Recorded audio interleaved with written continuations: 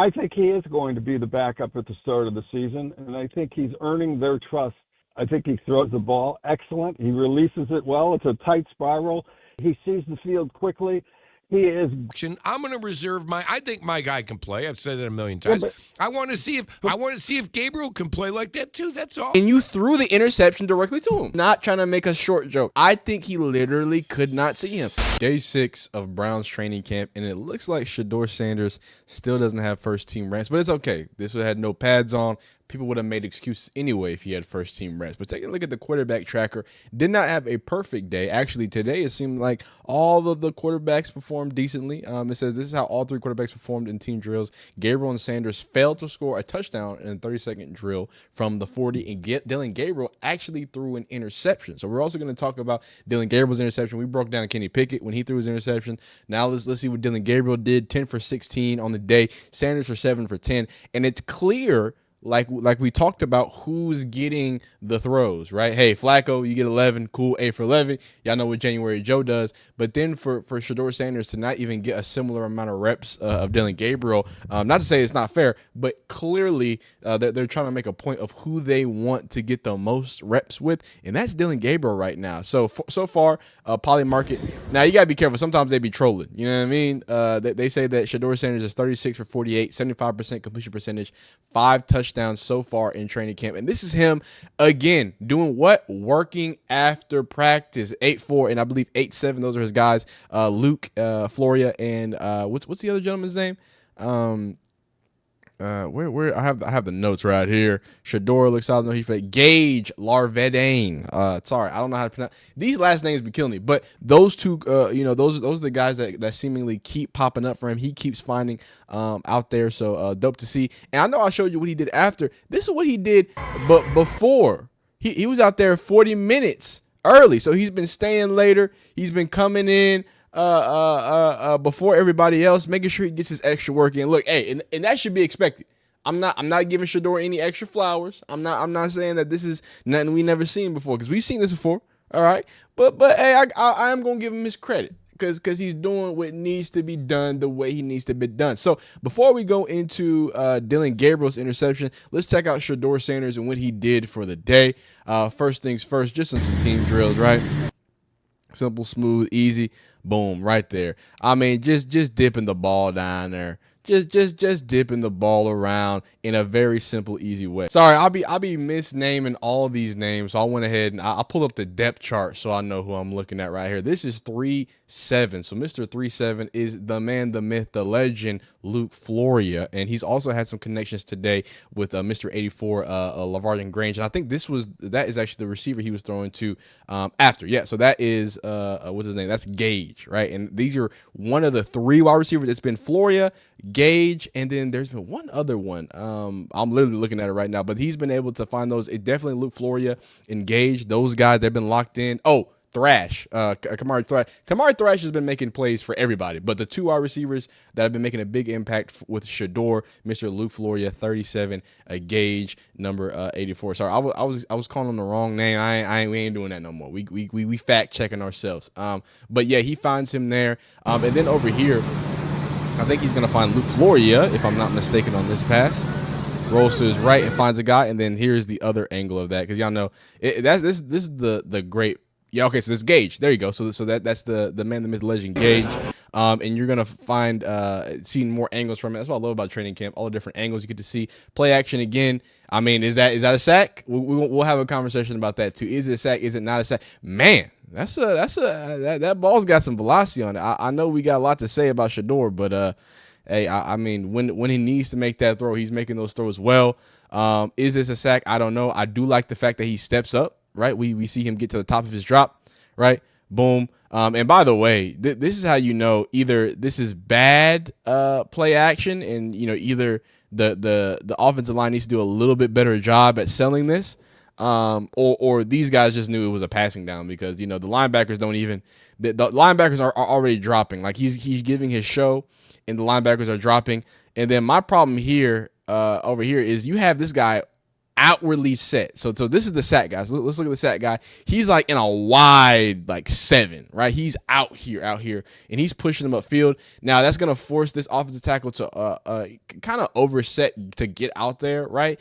And then he's just, I mean, they're just kind of playing patty cake, right? I think they're clearly taking it easy, right? So I don't think it's fair to say that this is a sack, because I think in a real game, hey, I'm running you out of here, dog. Like that's a very easy, hey, I'm just gonna run you out the play. I'm not gonna let you just do this, but they don't have pads on XYZ. So call it a sack if you want to call it a sack. But I do say, hey, throw on the run. Everybody has a lot to say about patting his ball, but man, when he throws that thing, look at where he gets that. Look at how he gets that elbow up. He tucks that other elbow, right? And for something that he's been, really criticized about, right? The velocity, the arm strength, right? He's able to have that upward zip. Obviously, layering the football is easy, puts in a good spot, and Gage makes it happen. Again, nothing mind-blowing, nothing mind-breaking, but Shedeur Sanders just doing what he's doing best, doing what he does best, and able to show out in the best way possible. Now, I would be remiss if I didn't, point out the fact that, the people love Shedeur. Have I said that enough? Have I said the people love Shedeur?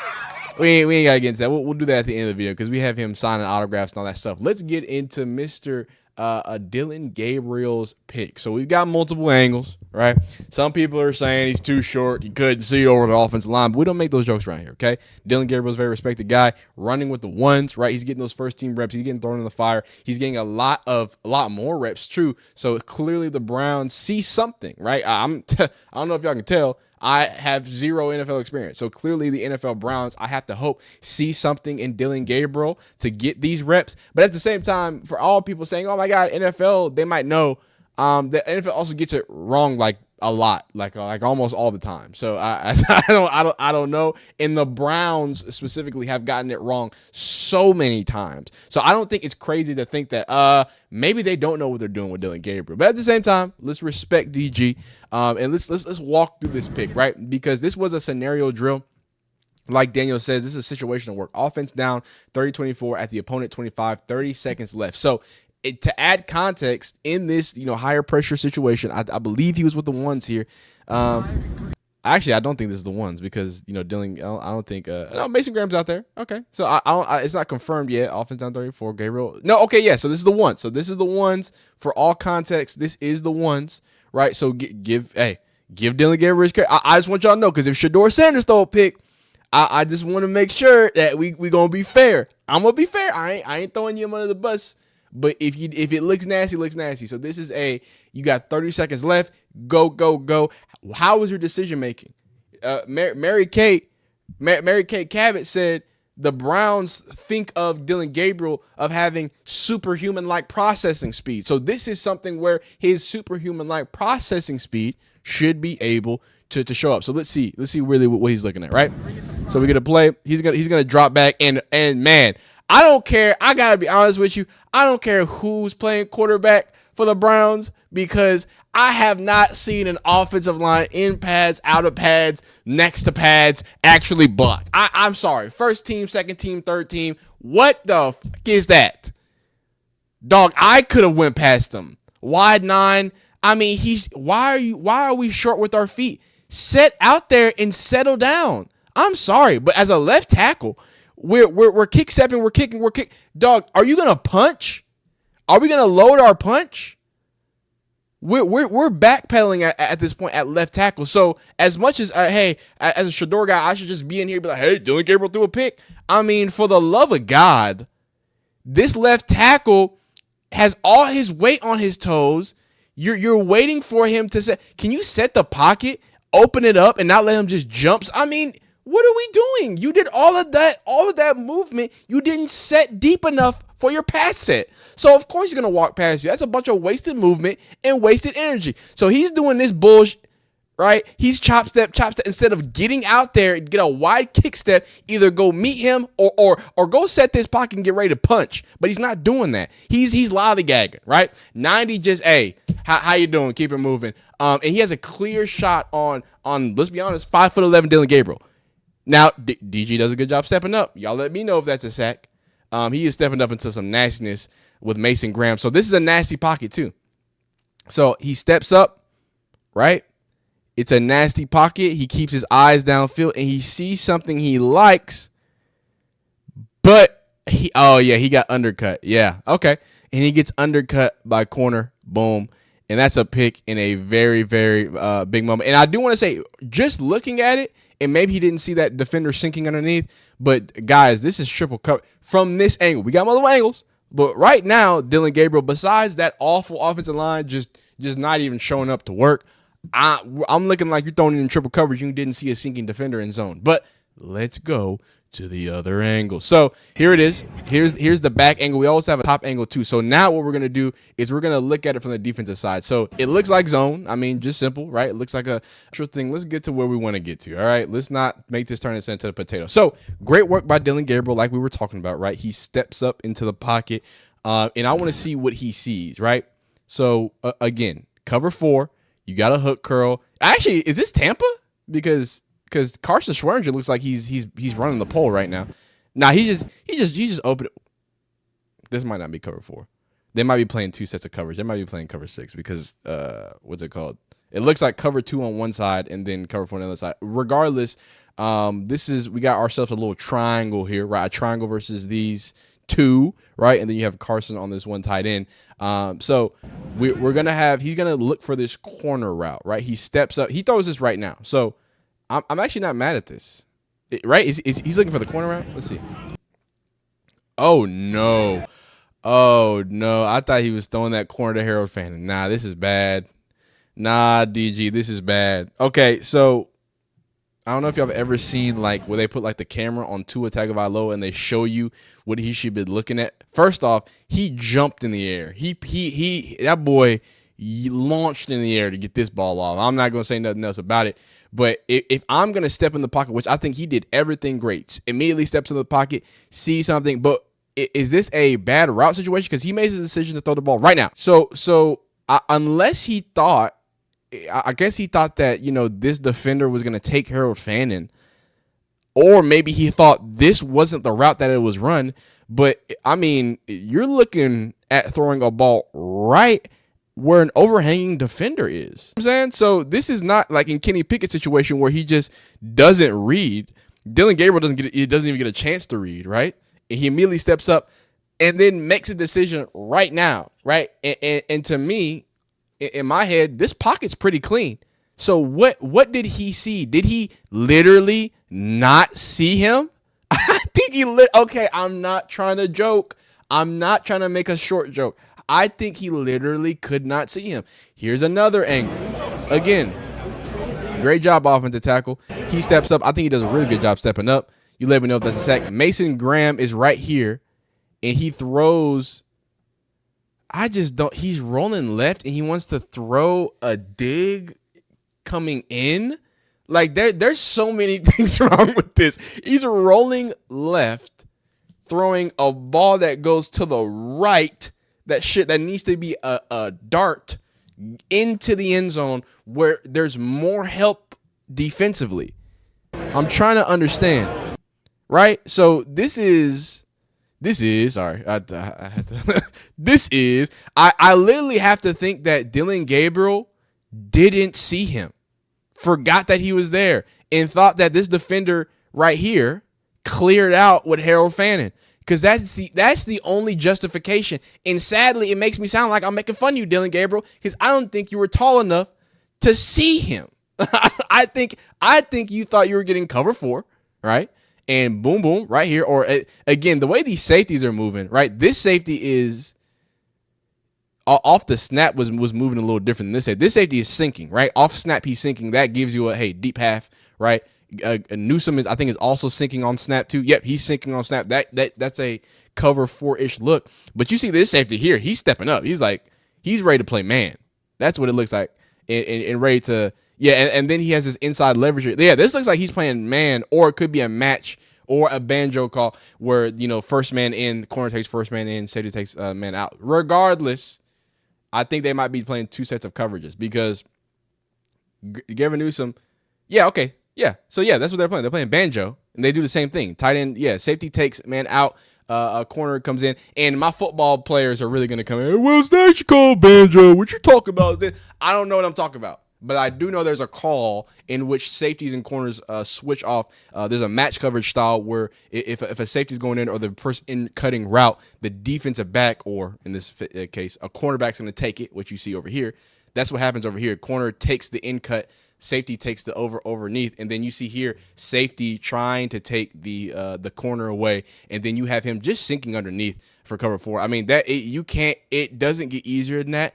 And simply put, that is being flustered. That's not having elite processing skills. That's forgetting what you saw pre-read, most importantly, right? That's kind of the point that I was getting at. If you're looking at this, pre-snap rather, if you look at this pre-snap, unless there's something else you see, if you're looking at this pre-snap, again, after this, you don't see anything. So just pre-snap map, what would make you think you could throw into this triangle?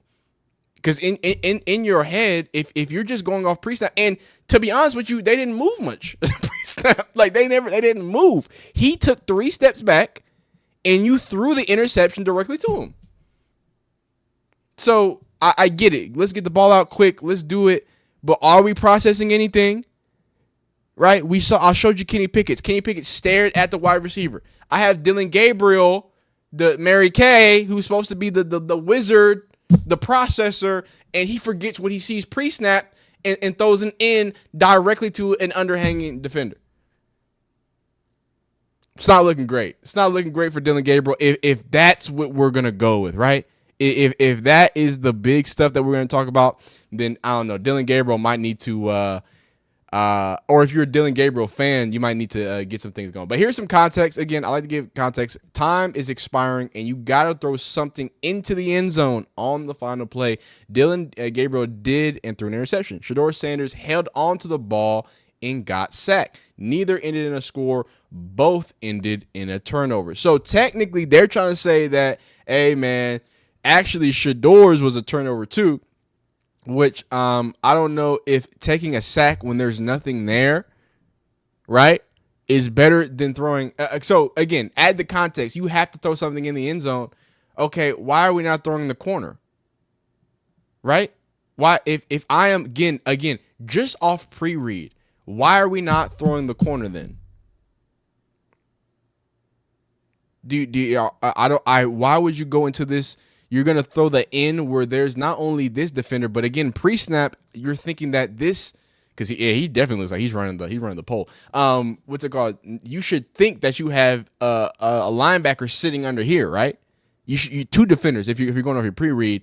So the fact that, hey, I'm just going to throw it up, and that I'm going to throw it up is that, I don't know, maybe he tried to hit this tight end and didn't have enough arm strength. It doesn't look great. So I get that y'all are trying to remix it, and I'm gonna give him credit because, again, the offensive line played terrible, right? But at the same time, let's be honest. What it was, it's somebody who's supposed to be lightning quick with the processing, not being lightning quick with his processing. But he does throw a nice little ball there. Now, I mean, is that a nice ball? It's a bit of a hole shot. It's a bit of a hole shot. But for a man with a bunch of velocity, like, can we get that ball there? Like, that ball kind of hung. I don't know. Like, I'm gonna be fair. I told y'all yesterday when Shedeur threw that pick at the end of the game, hey, that ball kind of hangs too long. I'm gonna do the same thing with Dillon Gabriel. Can I not get this ball? And look at his base, by the way. Look at his base. So that's why the ball was late, because awful offensive line play, right? You have a twist coming in this side, so he can't step up. Right? He can't step up because, they're doing a great job handling this stunt. They're getting worked. Yo, y'all need to be worried about this offensive line. They're getting worked on the inside. He's getting sent back like the longest yard. So Dillon Gabriel can't even throw all the way. He can't even get his full armor. That's why it hangs like that. So honestly, talk about context. That's a good throw. That's a good throw with the circumstances for Dillon Gabriel. But all I gotta say is that interception was not great. Shedeur has yet to throw a pick. He's 7 for 10. Let me know how you feel down below in the comments. There might be another video coming out tonight that we will be streaming the next time the Browns are at training camp. I think that's tomorrow morning, 9:30. So I'll be live. We'll talk about it in video. Same deal. Y'all know how it gets down. So I appreciate y'all watching this one. Like it if you like it. Dislike if you don't like it. Subscribe if you like football content. Let me know.